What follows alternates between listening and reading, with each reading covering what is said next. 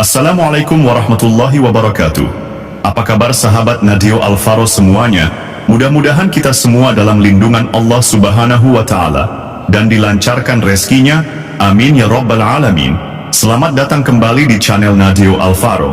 Pada kesempatan kali ini kita akan membahas 7 ciri-ciri orang yang sejak lahir dijaga khodam macan putih yang jarang disadari.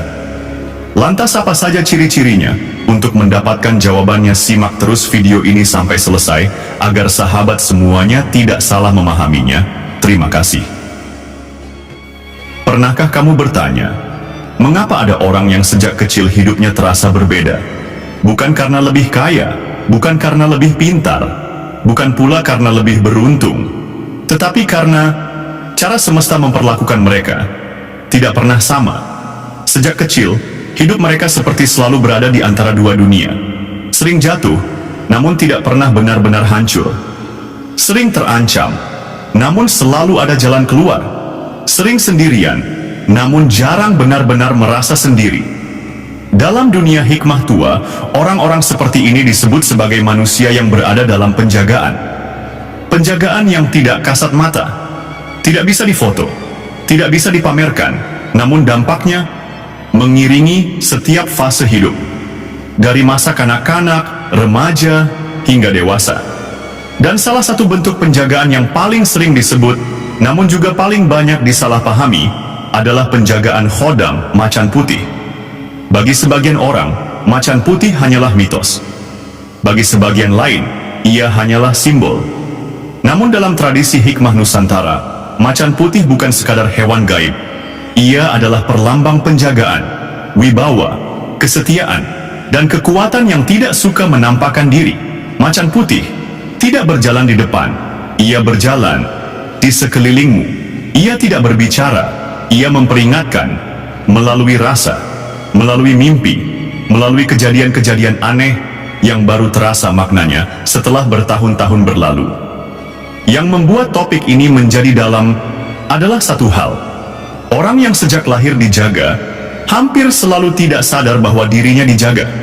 Karena jika sejak kecil hidupmu selalu selamat, kamu akan mengira itu normal. Jika sejak kecil bahaya selalu meleset, kamu akan menyebutnya kebetulan. Jika sejak kecil hatimu selalu ditarik menjauh dari tempat atau orang tertentu, kamu akan menyebutnya perasaan. Padahal, dalam hikmah, itulah bahasa penjagaan. Pernahkah kamu hampir berada di tempat kejadian perkara, namun tiba-tiba mengurungkan niat tanpa sebab jelas? Pernahkah kamu nyaris mengikuti seseorang, lalu hatimu tiba-tiba menolak keras, dan belakangan kamu baru tahu, keputusan itu menyelamatkanmu? Pernahkah kamu sejak kecil lebih sering merasa diam, namun orang lain melihatmu berat? Jika iya, maka video ini bukan sekadar tontonan, ia adalah cermin.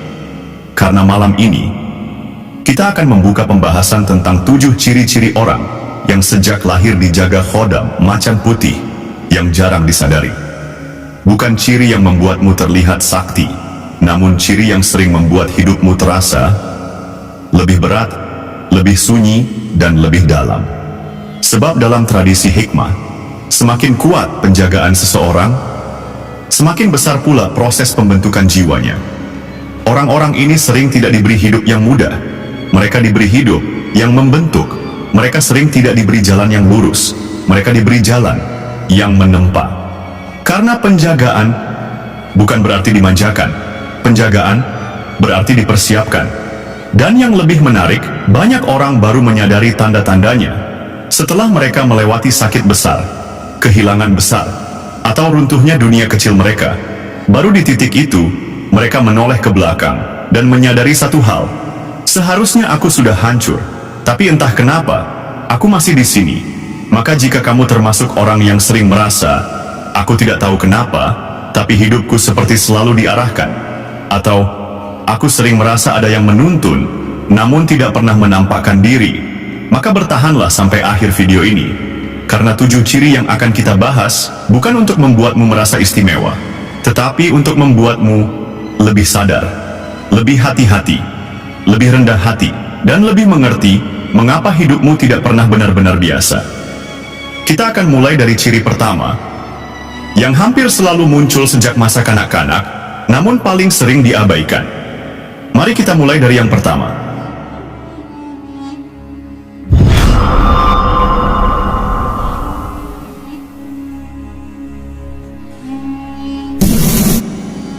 Pola keselamatan aneh sejak masa kecil.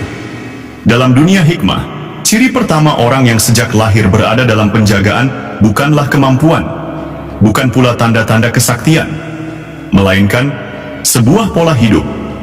Pola yang sering tidak disadari, karena ia muncul terlalu dini. Sejak masa kanak-kanak, orang-orang yang sejak lahir dijaga khodam macan putih, sering memiliki riwayat hidup yang penuh dengan peristiwa hampir celaka, namun selalu berakhir selamat. Jatuh dari tempat tinggi, namun hanya memar. Hampir tenggelam, namun tiba-tiba ada yang menolong. Hampir tertabrak, namun langkah terhenti 1 detik lebih awal.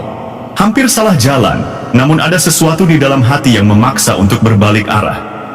Yang membuatnya berbeda bukan karena selamat sekali, tetapi karena selamat berkali-kali. Sejak kecil, mereka sering berada sangat dekat dengan peristiwa buruk, namun selalu lolos dari akibat terburuknya. Dalam hikmah, pola seperti ini dikenal sebagai bayang penjagaan. Macan putih dalam simbol spiritual tidak berdiri di depan untuk menunjukkan wujud. Ia mengitari, ia menyelimuti, ia bekerja pada momen terakhir, ia menggerakkan rasa, ia menahan langkah, ia meniupkan keraguan, ia memindahkan arah. Karena itulah, banyak orang yang sejak lahir dijaga tumbuh dengan cerita hidup yang dipenuhi kalimat, "Untung saja waktu itu aku tidak jadi. Entah kenapa tiba-tiba aku berhenti. Seharusnya aku sudah..." Dan hampir selalu, kalimat itu berakhir dengan satu kata, "Selamat." Biasanya, kesadaran baru muncul ketika mereka dewasa, saat menceritakan masa kecilnya kepada orang lain, dan melihat wajah orang lain berubah. Karena bagi mereka, semua itu terasa biasa. Namun bagi orang lain, cerita itu terlalu dekat dengan kematian. Dalam hikmah, keselamatan yang terus berulang tanpa sebab, yang jelas bukanlah kebetulan. Ia dianggap sebagai tanda awal, bahwa seseorang hidup di dalam lingkar penjagaan yang tidak terlihat. Yang kedua, kepekaan rasa yang sangat tajam sejak dini. Ciri kedua tidak selalu tampak di luar, ia hidup di dalam. Orang yang sejak lahir dijaga khodam macan putih biasanya memiliki satu keunikan yang kuat, yaitu kepekaan rasa. Sejak kecil, mereka sering merasa tidak nyaman di tempat tertentu tanpa tahu alasannya. Tidak betah di rumah tertentu, gelisah di sudut tertentu, takut pada orang tertentu padahal orang itu terlihat biasa.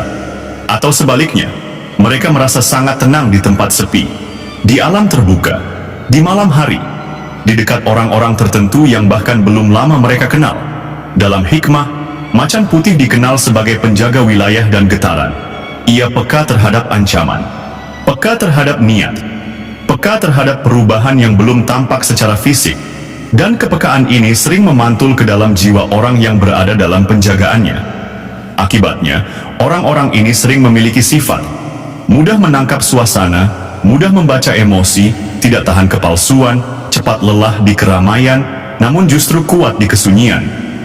Sejak kecil, mereka sering disebut terlalu pendiam, terlalu sensitif, terlalu perasa. Padahal, dalam hikmah, itu bukan kelemahan, itu adalah alat penjagaan. Karena sebelum bahaya menjadi peristiwa, ia lebih dulu muncul sebagai rasa, dan orang-orang ini sering diselamatkan bukan oleh logika, melainkan oleh firasat yang tidak bisa mereka jelaskan dengan kata-kata. Yang ketiga, wibawa alami yang muncul tanpa pernah dilatih.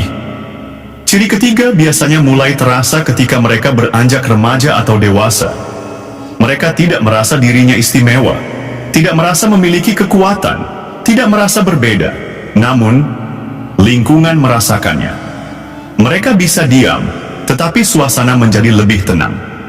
Mereka bisa duduk, tetapi orang lain menurunkan nada bicara. Mereka tidak memerintah, tetapi sering diikuti. Mereka tidak menekan, tetapi sering dihormati. Dalam hikmah, ini disebut sebagai wibawa pantulan. Macan putih adalah simbol kekuasaan yang tenang, tidak ribut, tidak mencari perhatian, namun kehadirannya langsung terasa. Penjagaannya memantul ke dalam jiwa orang yang ditemani.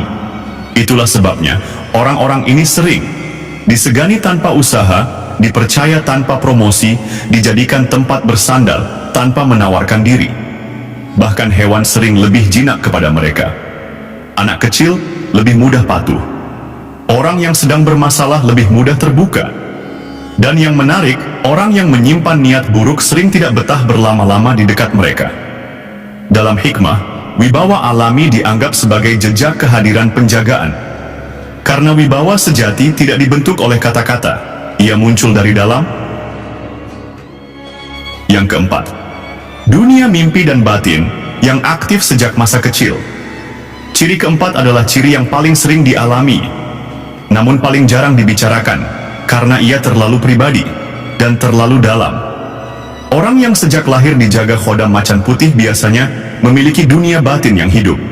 Mimpi mereka bukan sekadar bunga tidur, ia terasa seperti pengalaman. Sejak kecil, mereka sering bermimpi berada di tempat luas dan sunyi, di hutan, di gunung, di jalan panjang yang asing, atau di kegelapan dengan sepasang mata yang menyala.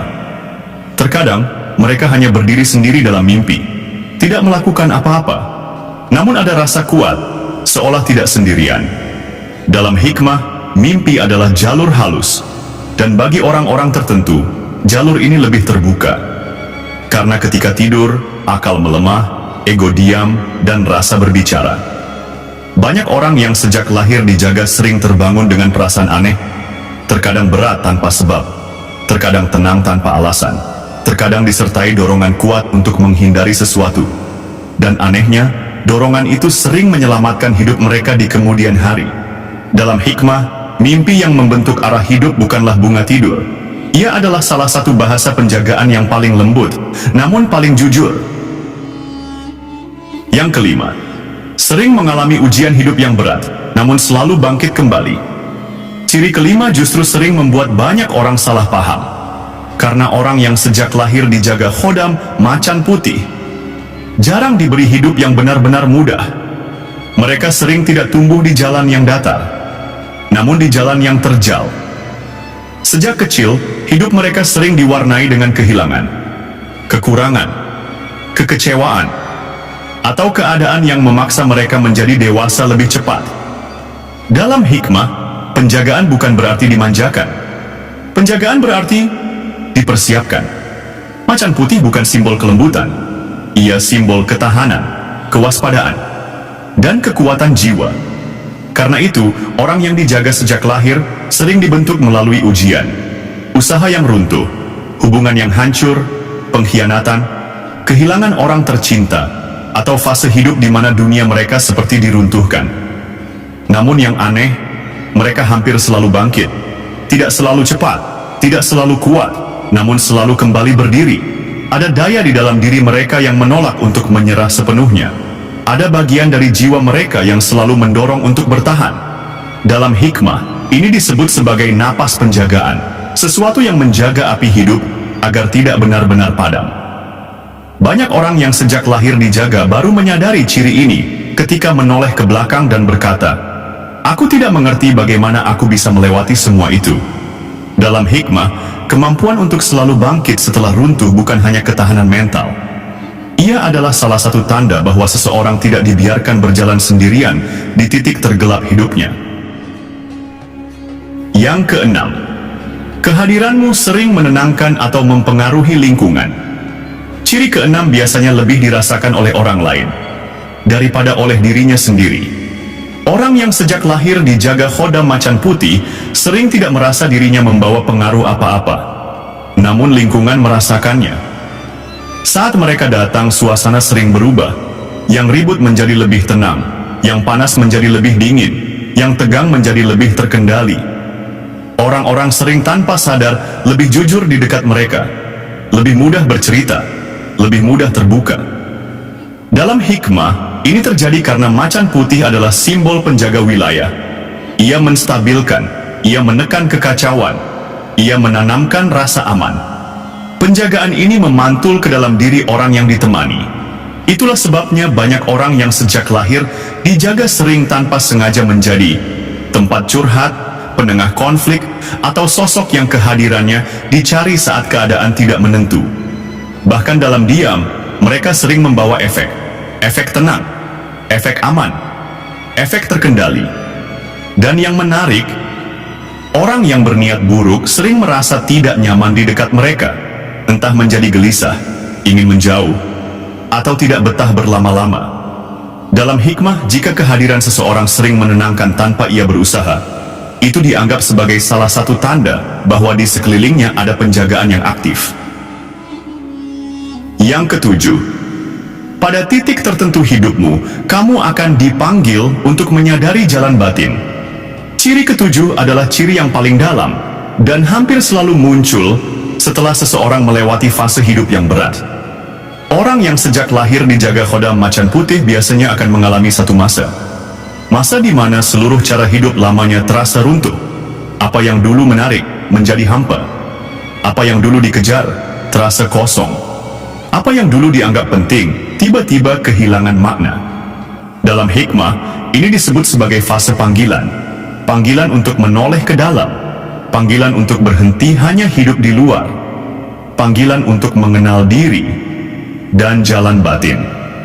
Pada fase ini, mereka sering tertarik pada kesunyian, perenungan, ilmu hikmah, atau pencarian makna hidup. Bukan karena ikut tren, tetapi karena ada dorongan yang tidak bisa dijelaskan. Mereka mulai bertanya tentang tujuan hidup, tentang sebab peristiwa, tentang makna luka, tentang hubungan manusia dengan yang tak terlihat. Dalam hikmah, fase ini dianggap sebagai saat di mana penjagaan mulai mengetuk, bukan untuk menakut-nakuti, bukan untuk menunjukkan wujud, tetapi untuk menyadarkan bahwa hidup mereka bukan hanya tentang dunia luar, tetapi juga tentang dunia dalam.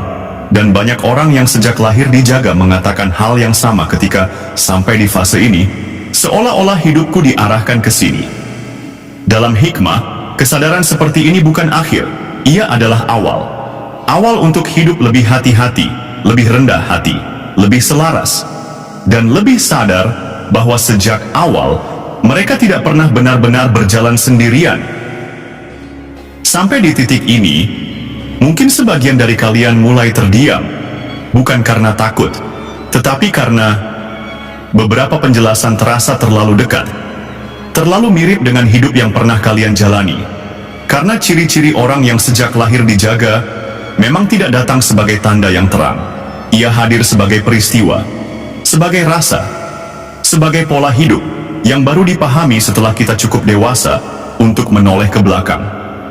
Dalam dunia hikmah, satu hal selalu ditekankan. Penjagaan bukan berarti keistimewaan. Penjagaan berarti tanggung jawab. Karena semakin kuat penjagaan seseorang, semakin besar pula tuntutan pada jiwanya untuk lebih rendah hati, lebih berhati-hati, lebih menjaga laku hidup. Jika dari 7 ciri yang kita bahas, ada beberapa yang terasa sangat dekat dengan dirimu, maka jangan jadikan itu alasan untuk merasa lebih. Jadikan itu alasan untuk lebih sadar, lebih banyak menahan diri, lebih banyak memperbaiki niat, lebih banyak menjaga sikap, karena dalam hikmah, penjagaan akan selalu mengikuti arah hati. Jika hati condong pada kebaikan, penjagaan menguat. Jika hati condong pada kesombongan, penjagaan melemah. Dan di antara semua pelajaran yang bisa diambil dari pembahasan ini, mungkin yang paling penting adalah satu, bahwa dalam hidup ini, kita tidak hanya sedang berjalan menuju tujuan, tetapi juga sedang dibentuk oleh sesuatu yang tidak selalu kita lihat. Jika video ini sampai membuatmu terdiam, membuatmu mengingat masa lalu, atau membuatmu menatap hidupmu dengan cara yang berbeda, maka kemungkinan besar, video ini memang menemukan orang yang tepat. Dan jika kamu ingin terus menyelami pembahasan-pembahasan spiritual, hikmah, tanda-tanda batin, dan rahasia kehidupan yang jarang dibicarakan secara terbuka, jangan lupa untuk subscribe channel ini. Karena di channel ini, kita tidak hanya berbicara tentang yang terlihat, tetapi juga tentang yang terasa. Klik tombol subscribe, aktifkan loncengnya, agar kamu tidak tertinggal pembahasan berikutnya yang mungkin akan menjawab pertanyaan, yang selama ini hanya kamu simpan di dalam hati. Akhir kata, apapun jalan hidupmu hari ini, berjalanlah dengan lebih sadar, karena mungkin sejak tarikan napas pertamamu, kamu tidak pernah benar-benar sendiri. Terima kasih sudah menonton video ini sampai selesai. Sampai jumpa di video-video selanjutnya. Wassalamualaikum warahmatullahi wabarakatuh.